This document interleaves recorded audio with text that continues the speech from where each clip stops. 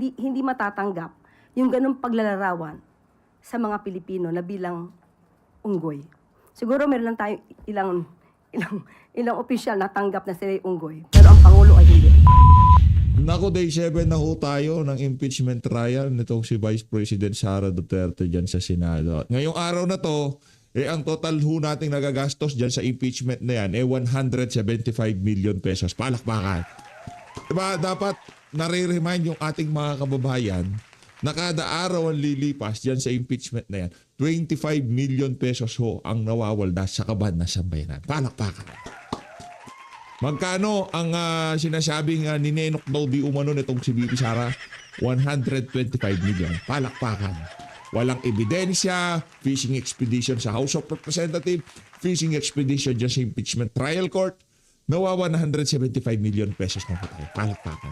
Dito sa video na to, siyempre, ika nga nitong si Chis Escudero, kung ang impeachment trial court parang diesel engine, na pagka uminit bumibilis ang takbo. Diyan naman sa House of Representatives, ganun din ho sila. Bago mag impeachment trial, bago mag-umpisa yan sa Senado, dapat magpainit muna sila diyan sa House of Representatives. Para din silang mga diesel engine dyan. Palakpakan. Adyong at itong tagapagsalita, ito pumupustura talagang parang kapani-paniwala, strict body na strict body, yung tipong ako ang tagapagsalita ng prosecution. Pambihira. Sir, okay lang sana kung wala pa kami nakitang picture na para kang baklita, ha? Ayos-ayusin mo tindig mo. Iayon mo kung ano ka talaga, okay? Huwag yung panggap, pangit yan. Korekta na ho tayo sa bolahan ni Adyong at ng kanilang tagapagsalita. Di natin kilala yan. Day of our House Prosecution Panel spokesperson. Yung ano niya, yung tipong smart boy. Basta ako, ganyan lang ako. Ganyan lang kamay ko. Yeah. May magtatanong? With us today are none other than Representative Zia Alonto Adyong of the 1st District of Lanao del Sur. Habang naghihintay ho tayo sa diyan sa kaganapan sa Senado, pagtsagayin nyo na ho ito kasi gusto kong ipakita yung gastos natin sa impeachment sa inyo. Ito na ho ang gastos natin. Ngayon pa lang, aanuin ko na. Yan na yung cost ho natin sa impeachment. And also Attorney Benjamin J. Tolosa Jr., who is also acting as one of the counsels for the prosecution. To start this press briefing, let's hear first from Representative Adyong. Thank you very much, Kuya Roy. 175 million. Grabe naman yan. Okay, Bismillahirrahmanirrahim. Assalamualaikum Ginaya na si Senator Robin Padilla. warahmatullahi ta'ala wabarakatuh. Maayong buntag kanatong tanan, magandang umaga po. Just a quick recap of what happened in the past 2 weeks. The House Prosecution Panel was able to again establish the facts based on the testimonies presented by Mr. Calilong and Lotok. On the part of Mr. Calilong, the House Prosecution Panel was able to establish again the facts surrounding the digital evidence na prenisinta po sa korte. Ito po yung nakita natin, nagbanta ang Vice Presidente laban kay Presidente sa unang ginang at sa former Speaker of the House of Representatives. Tinahi po ito when Attorney Lotok again sufficiently corroborated the testimony of Mr. Calilong with prima facie evidence to proceed with the filing of the complaint for preliminary investigation with a reasonable certainty of conviction. Again, both testimonies were not refuted. So nandito na po tayo sa punto wherein we are approaching the end of Article 4. Our last witness that we will present tomorrow will be Director Matibag. Hindi ba ngayon? Kala ko naman ngayon yung ipipresenta si Matibag. Bukas pa lang pala. Para po masagot at matahi yung mga hanging questions na tinanong po in the previous 2 weeks kay last week kay Mr. Lotok. So Hindi ko galing sa atin yan yung tahe-tahe Sila ho nagtatahe ng istorya labang kay Bibi Sara. Diba? Yung mga ginagamit nilang salita, nabibisto na sila. Alam yan. Anong tahe-tahe? Ito po yung magiging finale nitong Article 4, ang presentasyon ng House Prosecution Panel kay Director Matibag at ang pagbibigay po niya information Naset na ho nila naratibo na yang conditional threat ni VP Sara national security. So pagka sinabi ni Matibag dahil nga national security yan, hindi namin pwedeng pagsabi kung sino. Pero meron silang hinar. Pero hindi pa nila hinuhuli. Pero national security, palakpakan ho tayo. Hindi, siniset na natin kasi ninoloko na ho tayo nitong mga to tapos hindi pa natin na ika nga aayusin, di ba? Ayusin na natin. Ngayon pa lang. facts surrounding the Muulan na naman ho. Lakas ng ulan, grabe. Parang babaha ata sa House of Representative nito. Oh, lakas ng ulan. this preliminary Tuloy mo, investigation Jong. conducted by the NBI. So inaasahan po natin bukas ay maririnig po natin ang testimonya ni NBI Director Matibag. Jay? Bukas pa? Pambira. Good morning, everyone. Thank you for joining us today. So, as you would recall also, during the last hearing last week, last Wednesday, the parties engaged in oral arguments to advance their respective positions with respect to the prosecution's request for the issuance of subpoena to compel the presentation or the submission of the various financial documents of the Vice President and her husband, as well as their financial interest. This includes their BIR filings, the AMLAC records, and bank records. So, as you know, during last week's hearing, the parties, after they Wala, present... may ng klase to. Puro formal lang pala tong abogado na to. Kala ko pa naman matigas to. Diba? Kala ko pa naman may bitaw talaga. Wala naman pala. their Pabira. oral arguments and their rebuttals, the impeachment court decided to continue the oral arguments today to allow the senator judges to ask questions to either of the parties. With respect to this matter, we just want to emphasize the importance of today's proceedings. Unang-una ho, gusto namin klaruhin, ang hinihingi ho namin dito ay presentasyon pa lang ho nitong mga official records na to. Wala pa hong mangyayaring paghahatol dito. At hindi pa rin ho ito pagtanggap ng ebidensya. Ito Yan. pa lang ho ay para mabigyan ng pagkakataon na mapresenta itong mga dokumento na to at masuri ng magkabilang panig. As we've emphasized before, these financial documents are very important, particularly with respect to the articles of impeachment on unexplained wealth, or the Article 2. Dahil sa pamamagitan ng mga dokumentong ito, dito ho na Sana all may unexplained wealth. Sana all merong kahina-hinalang paglobo ng SALN. Sana all from 51 million, ay 50, anong kaping lakso? 80 something million. Tapos naging from 2-digit na SALN, naging 3-digit. Sana all. By a million hindi 1,000. From nasa 80 million ba? Hindi ko alam.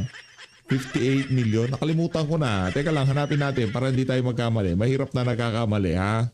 Sana all, ganun na lang, no? Sana all iniimbestigahan yung unexplained wealth.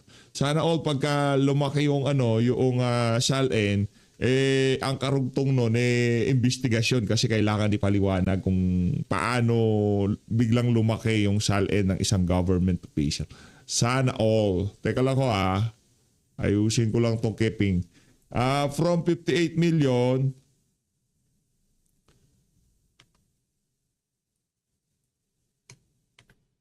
ayun. Di ba? Pambihira. Lakso kasi ng ulan dito sa lugar natin. Ibang klase talaga. Parang ramdam ko na naman ang baha. Di ba? Unexplained wealth. Naging katakataka ang biglang paglobo ng SALN ni VP Sara. Ito, kay Ping Lacson from 2022.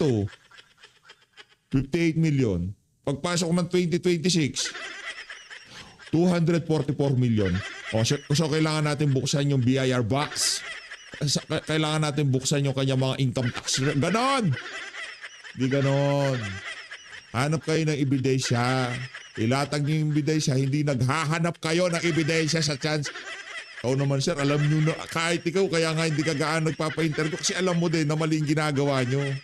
Natin makikita Bihira. yung complete financial standing ng Vice Presidente. No?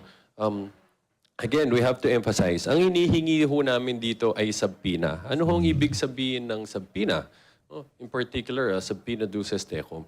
Ito ho ay order issued by the Naiintindihan namin. Hindi nga pwede. Ang kulit mo naman. Impeachment Court, no, to compel these different government agencies as well as the banks to submit these very important financial records. Okay. Tulad ho ng nasabi namin dati, napakahalaga ho na maikumpara natin ang buong yaman na dineklara ng Vice Presidente sa kanyang SALN or the Statement of Assets, Liabilities, and Net Worth, no? At ikumpara ito doon sa kanyang mga BIR tax filings. Ano ho ito? Ito ho yung taon-taon na sinasubmit, no, ng lahat ng Hindi tao. pwede yan. Hindi po pwede yung ganyan. Grabe naman. Ano lang, dahil lang napagtripan nga ng House of Representatives ng mga congressman, ibubuyang-yang nila yung mga dokumento na yan. Hindi yung makatao yan. Mali ho yung ginagawa nila na yan. Kung merong unexplained wealth, dapat pala lahat ng SALN ng mga congressman, buksan natin. Tignan natin kung talagang ika nga ano nangyari, di ba? Hindi yung dahil kay VP Sara, di ba? Hindi pwede yung ganyan. Kung gusto nyo kalkalin natin lahat na SALN, ilabas nyo lahat na SALN. O na nagtatrabaho, may lawful income para sabihin for any particular year, ito Di yung pwede yan. kabuuang kita ng taong ito. So in other words, sa kanila ho ito nanggaling. These are sworn documents. Sila ho ang nag-submit ng mga dokumento na to. Pero hindi para sa inyo na questionin yan dahil lamang ika nga na pag-initan siya ng Malacanang, House of Representative. Ngayon, yung mga dokumento na yan, gagamitin nyo laban sa kanya. Sa bagay, umiikot lang naman ang mundo. Malay natin, next administration, isa ka rin sa mga nasa prosecution at ika nga sasalansan dyan sa mga ibang kasama mo dyan, okay? Ay, trabaho lang naman yan. Alam ko naman, attorney.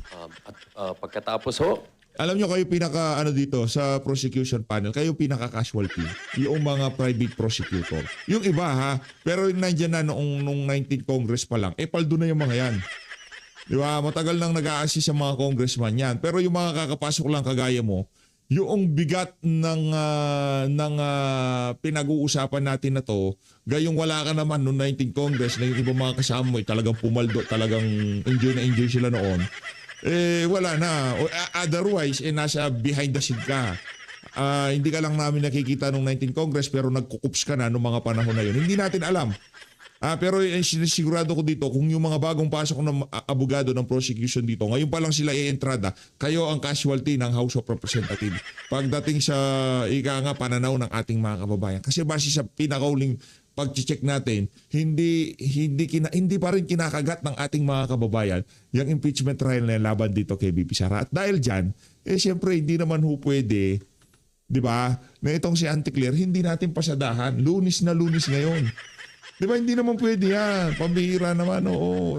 Lunis to O Auntie Claire, alam mo na ba yung balita? Yung mainit na balita, alam mo na. Alam mo na ba? Kung hindi mo pa alam, 175 million pesos na ho ang nagagastos natin sa impeachment ni VP Sara.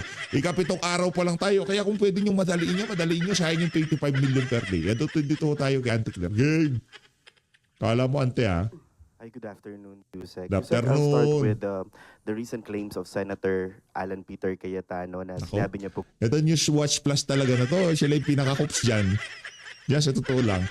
nireject ni Nulan. Pangulong Marcos yung kanyang panukalang 10,000 cash assistance noong 2022. Sabi niya, despite saying that the government could already afford it, to set the record straight, did President Marcos ever reject or decline such proposal? And in an earlier statement, you've said that evidence will prove na baseless itong claims ni Senator Cayetano. Ano-ano po yung mga ebidensyang handang ipakita ng Malacanang na para ipakita sa Sana all baseless.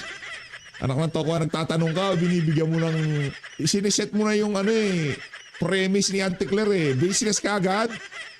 Langya ka kaya hindi ka sumisikat Langya ka kaya hindi ka dinadala sa Senate Mabagal kang tumakbo. Tama publiko? nakita niyo naman kung gaano ka-fit itong si Si Ate Mayan Los Baños, kahit maliit yun, maliksi yun. Ito hindi pwede ito, hihingalin to. Wala pong katotohanan yung sinasabi ng Senator. Unang-una, itong panukalang 10,000 pesos na ayuda sa bawat pamilya ay isinulong ito nang siya pa ay miyembro ng Kongreso. At nung hindi ito umuusad, Depende kasi ang House of si Marcos Jr. Dapat dapat magbigay ng 10,000. Siya. Hindi si Senator Cayetano. Pantangin nyo yung si Martin Romales. 10,000 pesos. Gaganon-ganon pa dyan, di ba? una niya sinisi rito ay si Congressman Alfred Vargas. Kasi lumalabas na laging siyang walang sala. At noong May 14, 2021, ito nga ay sabi natin na noon pa ito ipinapanukala. Pero hindi ito umandar, hindi ito umusad, kaya naninisi ng iba. So hindi pa po Pangulo si Pangulong Marcos Jr. Yan. dito, Oo. ng mga panahon na ito. At ng July 24, 2021, Ang bilis makahanap. Ang bilis makahanap ng news article. Ako talaga sa totoo lang, bilib ako dyan. Bilib ako sa paghahanap ng news article. Pag sa PCO, pagka, yang ano na yan, yang palabas na yan, talagang ginawa ho ata yan para lamang sagutin. Yung mga kalaban nila sa politika, pambihira ano hindi naman. nga po umusad, ang sabi niya, let's give people 10K, not 10K excuses. Again, dahil hindi ito umuusad sa Kongreso, muli, naninisi siya ng iba. Ang isang panukala, kung maganda naman ang maidudulot at kaya, hindi posible itong ipasa. At nung naipasa ang 2022 national budget, hindi pa rin po Pangulo. Nagtataray ka na, nag-aangas ka na naman yan. Pagka meron na naman nag-abang sa inyo sa labas, pambihira ka ha. Kalmahan mo lang, huwag mainit masyado. Si Pangulong Marcos Jr. noon. At ikinalungkot niya na hindi ito nabigyan ng pansin dahil hindi na isama sa 5 trillion 2022 national budget. At ito lang, Sayang ingat-ingat lang ante ha. June 30, 2022, sinabi niya, sa mga nagbabash sa 10K ayuda, kung kaya ko lang silang bigyan ng tag sa 10,000, binigay ko na sana sa kanila. Pero sa katotohanan, ito'y isang legislative proposal. So, ang ibig sabihin nito, siya muna ang dapat na gumawa ng aksyon. Kailangan niya muna itong paaprubahan sa Kongreso, sa House of Representatives, at saka sa Senado. Kung wala pa po siyang nagagawa, wala pong masasabing ni-reject ang Pangulo dahil wala po nga siya nasisimulan. Itong mga kahinaan ni Senator Alan Cayetano, kabagalan, at hindi at walang kakayanan sa pagtupad sa kanyang pangako, ay huwag niya pong ipahid sa ibang tao. Akuin niya mismo kung ano ang kanyang kakulangan. Ipinangako niya po itong 10K kada pamilya. Hindi na nga po umusad nung siya ay miyembro ng Kongreso. Pero ginawa pa po niya to na pangako sa kanyang pangangampanya. Huwag niya naman sanang gayahin yung pangakong ala jet ski na pang kampanya. Yan naman, nagkukups ka na naman, ante. Nagkukups ka na naman. May mag-aabang na naman yan sa labas. Diba? Yung tipong mag-aabang, magkikilos protesta laban sa'yo, hindi mananakit. Hindi yun. Hindi tayo hindi tayo fan ng pananakit na yan. No? Hindi naman tayo kagaya ni Marcos Jr. Alam. Naka na naman. Sasagsagan din po ng mga nire-reveal ni Senator Cayetano na dawit niya na nga rin po si Senator Ping Lacson. And you have tropa ni Senator Auntie Ping yan. Lacson saying that the Senator Cayetano may have inserted billions worth of infrastructure projects in the 2025 budget and said that his camp is developing evidence including information about an alleged bagman Kung mapapatunayan pong may mapapakitang ebidensya si Senator Lacson, Hindi ata gagana yung ano, yung kaldero. So, bagman na hinahanap ni will Malacanang support an investigation by other agencies such as Ombudsman, DOJ, and other appropriate agencies to look into this? Kung ano po ang ebidensya na mailalatag, kahit sino pa po yan. Kamag-anak, kaibigan, kaalyado, kahit anong kulay yan. Di totoo, dito nga kay Martin Romualdez, di ba? Lahat na lang ng ebidensya tinuturo siya pero dahil nga kamag-anak. At kasabwat, sorry. Oo nga pala, mali. Lahat ng kakilala, kamag-anak, kaibigan involved. Wag lang kasabwat. Kasi pagkakasabwat, anak lang to ka, yayariin ka niyan, ikakanta ka niyan, di ba? O yun, kaya hindi nakapasok si Martin Romualdez kasi kasabwat siya. O. Ang gusto ng Pangulo, mapanagot ang dapat na mapanagot, pero ebidensyang mayroon po talagang lihitimong ebidensya. Hindi gawa-gawang mga kwento. Hindi gawa-gawang mga ebidensya. Hindi gawa-gawang intriga. Hindi nagpaplanta ng ebidensya. Dapat totoong ebidensya. Kung may ebidensya, ilahat. At Yan. isampahan ng kaso Yan sinasabi kung ko. dapat na mapanagot ang mga involved dito.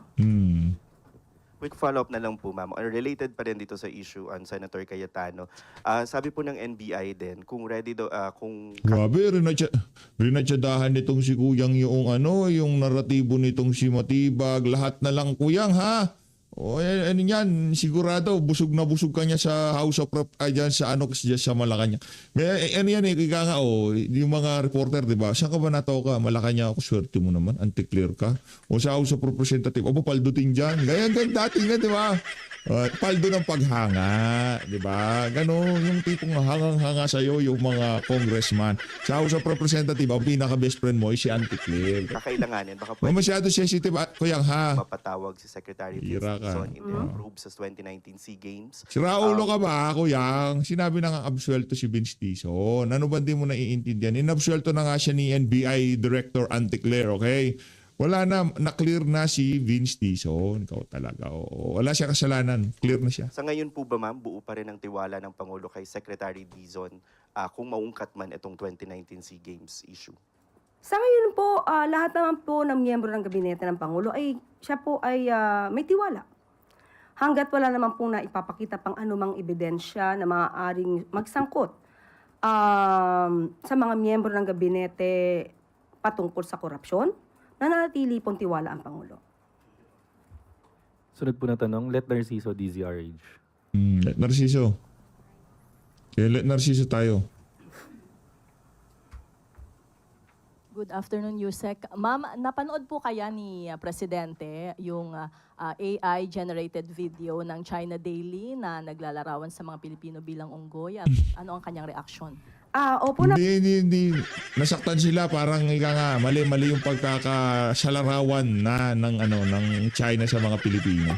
napanood niya po to at nag-report naman din po ang si Secretary Tess Lazaro, si Secretary Gibo Teodoro. At nakita na po natin kung ano pong mensahe ng mga ahensya.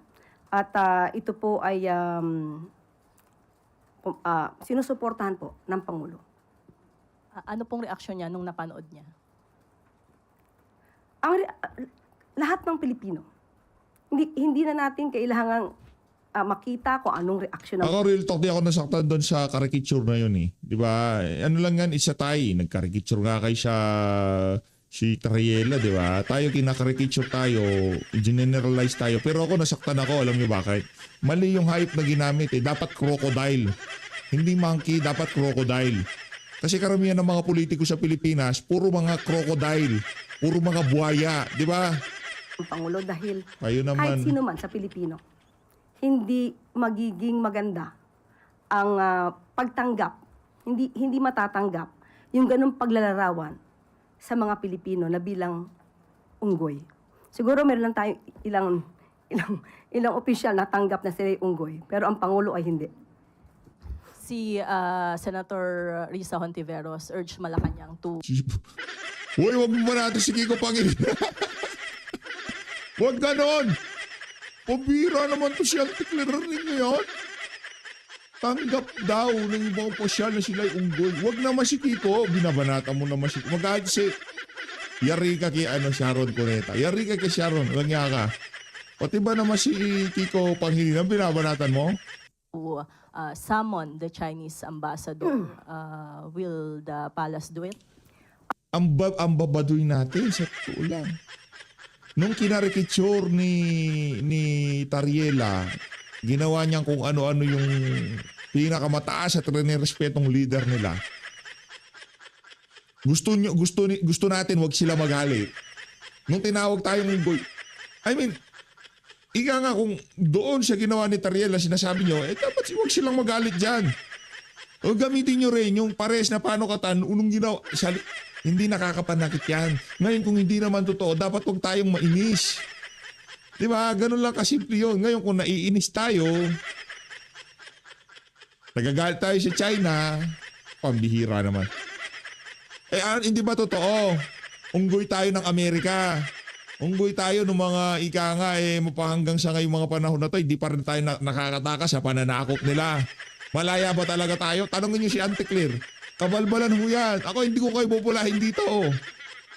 Real talk mapahanggang sa ngayong mga panahon na to, yung ating tawagin na independence, para sa akin, yun napakalaking katang-isip lamang. Dahil mapahanggang sa ngayong mga panahon na to, kung anong gustong kumpas ng Amerika, Silica Pax, Pax Silica, tayo! Bagong EDCA tayo! Pagka merong eleksyon, sino yung mga kandidato? Pagka hindi ayaw ka ng Amerika, si PRRD lang nakalusot dyan. Pagka ayaw ka ng Amerika, bakit nanalo si Marcos Jr. at hindi nila talaga binalagbag? Dahil alam nila mahahawak nila sa liig si Marcos Jr. Hindi natin nakita yon. Anak ng toko, ba't tahimik ka Amerika dito kay Bangag? Kay Marcos Jr. Yari. Hawak pala nila sa liig si Marcos Jr. Magalit na yung mga magalit. Alam ko masama loob, hindi katutuwa ng mga bayani natin yung ating pananaw na wala tayo, hindi mapahanggang sa ngayon, hindi tayo malaya. Yun na nangyayari. Malaya tayo ng malaya. Paksili ka, sabi ng Amerika, paksili ka. Pambihira. Ang po Abalbalan. natin ay Abalbalan. gumagawa na rin po ng aksyon si Secretary Tez Lazaro patungkol po dyan. Kung ano po ang balak ng Senado, nasa kanila po yan. At mandatory naman po nila na alamin ang mga pangyayaring ito at para maipakita din sa ating mga kababayan na kinukundina natin ang anumang pagmamaliit sa mga kapwa nating Pilipino. Pero si Presidente po, hindi ipatatawag yung Chinese ambassador. Si Secretary Tez Lazaro na po yan. Sunod po na tanong, Maricel Halili, TV5. Good afternoon, Yusek. The Ombudsman mentioned that they are planning or the charges against former House Speaker Martin Romualdez is nearing the preliminary investigation. What did the President say when he learned about this possible charges against his cousin? Wala po. Hindi po makikialam ang Pangulo sa anumang pag-iimbestiga. Sabi nga po natin, at ang sabi rin po ng Pangulo, kahit sino po ang maapektuhan nito, kung saan po pupunta ang ebidensya. Sundan na lang po natin. So kung ano po ang mangyayari sa anumang pag-iimbestiga dito, hindi po makikialam ang Pangulo at tatanggapin po ito. Pero ma'am, sa kabila po ng pagsasalita ni Presidente na no selective justice, still, meron pa ring naniniwala that there is, including Representative Antonio Tino. He mentioned na obviously there is still selective justice kasi hindi pa rin nakakasuhan yung mga involved sa flood control, especially alay ni Presidente. Isn't this a cause of concern that there is still this kind of impression despite the explanation of Malacanang? Ang tanong po kasi natin sa mga ganitong mga klase na pananalita, kung ang ituturo, halimbawa, ni Ivan Mayrina, si Congressman Tino, na di umano nakasangkot sa maanumalyang flood control project. Ituturo lang siya. Walang dalang ebidensya si Ivan. Anong gustong mangyari? Ikulong agad. Sampahan agad ng kaso nang walang ebidensya. So ibalik natin yung tanong, kung ikaw ang nasa kalagayan ng mga taong naituro, pero hindi pa nakikita ang anumang ebidensya. Sasabihin mo ba na dapat ikulong para masabi na lahat ay dapat ng managot? Mm. Hindi po ganyan. Ang hustisyang Hindi po umiiral ganyan. dito sa ating bansa. Hindi po ganyan. Due process. Due process. Kaya nga, kung sino man, kung may magtuturo man kay Congressman Tinio, tingnan natin kung ano maging reaksyon niya. Dapat ba siya agad ikulong? Dapat ba siya agad simpahan ng kaso? Nako. Congressman Tinio, narinig mo yon. Narinig mo yon, Congressman Tinio. Kung ako sa iyo, mag-ingat ka. Yun yung magsilbing babala na sa iyo. Baka bigla meron ka lumabas na insertion dyan. Mahirap na, okay? Ito po ang umiiral ebidensya. Mm. So sa mga nagsasabi na hindi pa lahat napapanagot, tandaan po natin, kailan ba nag-start yung salitang mahiya naman kayo ng Pangulo? That's July. Kailan nag-start halos ang pag-iimbestiga? September, October? Anong buwan pa lang ngayon? Yung mga hindi halos sanay sa mga humaharap sa korte o nagsasampa ng kaso, Mm. pwede na sabihin na nababagalan sila. Yan. Pero sa realidad, pag kayo po mismo ang nandoon Ayan. at nagsasampa ng sa kaso, Oh. malalaman nyo na ito na ginagawa ng ombudsman, Ayan. ng DOJ, Ayan. ay napakabilis na po. Oh, nako. Kung makikita nyo po kung gaano kakakapal Oh. ang mga files na sinasampa, nakita natin minsan si Assistant Deputy Assistant Ombudsman Miko Clavano, meron pa po siyang kailangan dalhin na lagayan yan para ito ay maitulak papunta lamang sa Grabe. Anong lagayan? Maglalagay pa para lang maitulak? Ganun? Hindi ko maintindihan. Anong lagayan? Ano yun? lugar, kung venue, kung saan to isasampa. Lagayan. Hindi po din. ganon Okay. kadali na magsampa ng kaso. Ah. Na isang turo mo lang, ikaw ay kakasuhan na. Ba't si Sen Marcoleta, isang turo lang, kulong ka agad. Bakit itong si Mike Defensor, ika nga, mabilis pa sa alas 4, kulong ka agad. Ano naman to ko, hindi totoo yan. Kasinungalingan yan. Kung meron namang ebidensya si Congressman Tinio laban dun sa mga inaakusahan niya, kompleto siya ng ebidensya. Ngayon pa lang, isampa niya na. Sampa niya na. Mas maganda pong maisampa niyo na dahil yan naman din po ang gusto ng Pangulo, managot ang dapat na managot. Yung problema nga pagdating sa DOJ, sa mga ahensya ng pamahalaan, pagkakaalyado nga, tumitingga, ito naman si Anticler, ang ano mo, Anticler, nakakaano ka na, di ba? Walang problema, maisasampa naman. Yung problema nga, matitingga dahil nga kaalyado. Si Martin Romualdez ka, grand case ng hanggang. Kaya ako na nga, maghintay na lang natin impeachment. Pambira talaga itong sentence. So Luis, maraming salamat sa pagsupport sa PH Update. Mag-ingat to kay lahat. Palinat Pilipinas. Loko-loko.